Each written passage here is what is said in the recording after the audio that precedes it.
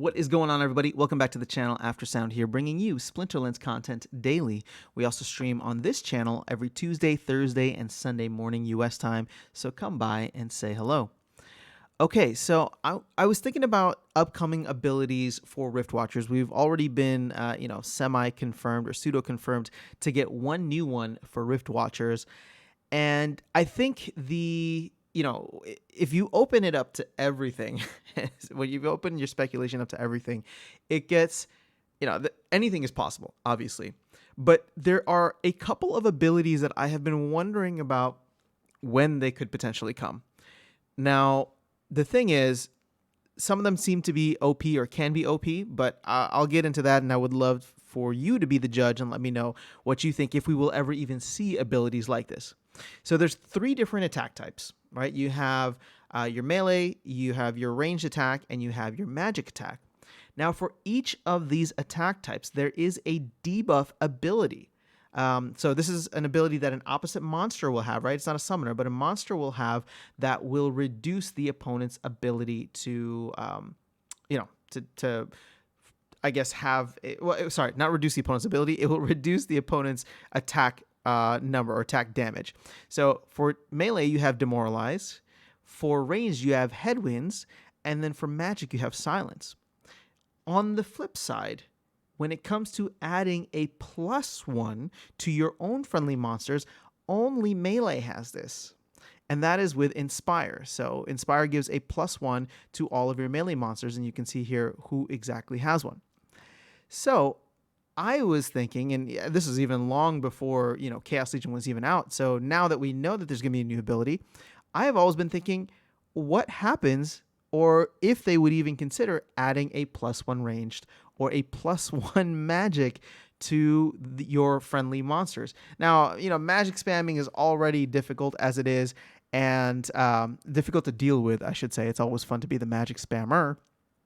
But I think that a +1 ranged attack is not too far out of the question, because to me, ranged monsters tend to be some of the more, I guess I should say, some of the weaker monsters, in the sense that they primarily can't attack from the front, right? So they get put up front if they're not, if they don't have that front attack or whatever it's called. Let me see if I can find what it's actually here. Close range. If it's not close range, then they can't attack from the front position. So if that is the case, then they tend to be some of the more weaker monsters. Now, granted, some of them have awesome abilities and are great support monsters.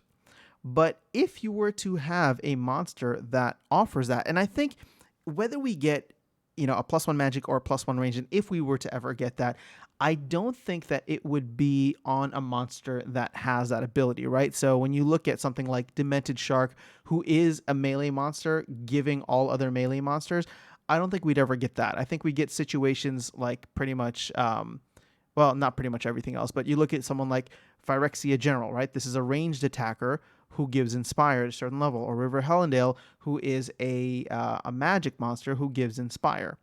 Obviously there are quite a few of the melee monsters. So Demented Shark, Tusk the Wide, Silver Shield Knight, a lot of these guys do give Inspire for their own attack type. But I think if you were to have, a magic monster that comes in and gives a +1 magic, whatever that ability ends up being called, that would probably be a different ability monster or different attack type monster, or maybe it's a monster that is really just support. So something like a Shadowy Presence, right? Where a 1 mana is more of a meat shield, but gives a +1 Inspire. I can see that happening. But again, if that comes through, that would have to be very, very specific, I would say.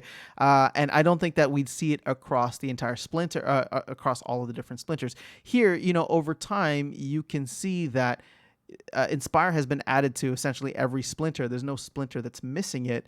Obviously, a splinter like Life has a ton of them versus Death, who only has 1 card. And then you got a couple of the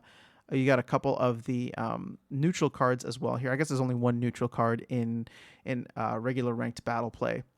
But it's something to think about. And can it be OP?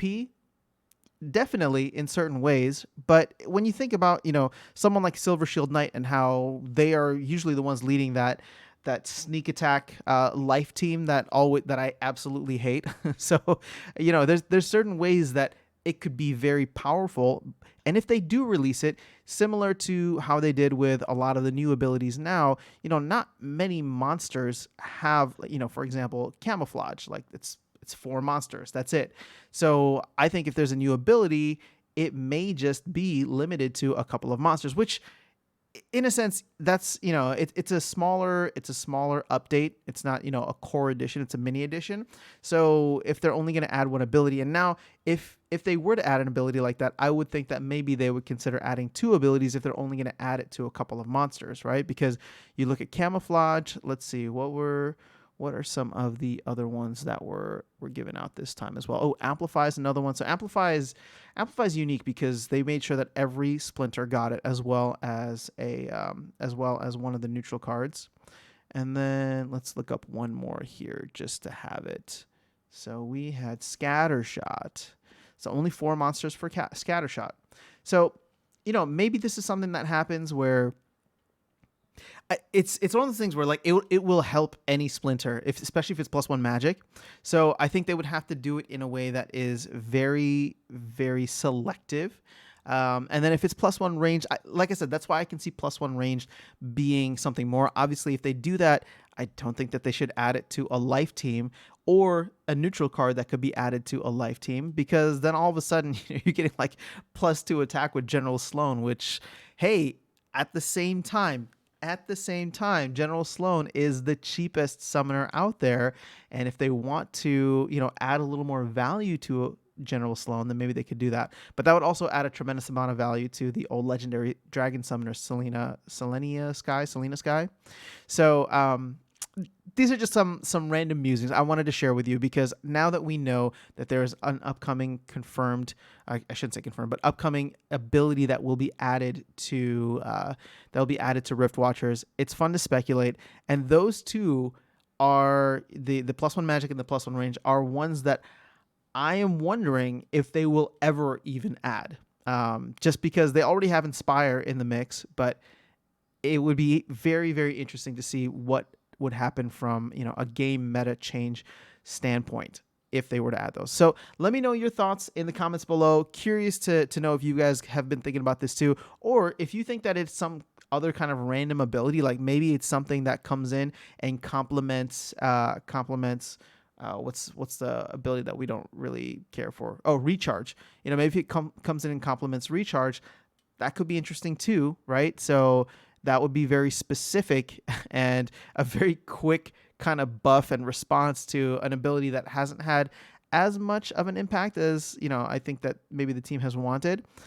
Really, the only monster that I use from this is Uriel the Purifier, and that's because Uriel the Purifier is just awesome in terms of just the tank. But could be something like that. Or we may see some type of recharge ability with the upcoming legendary summoners.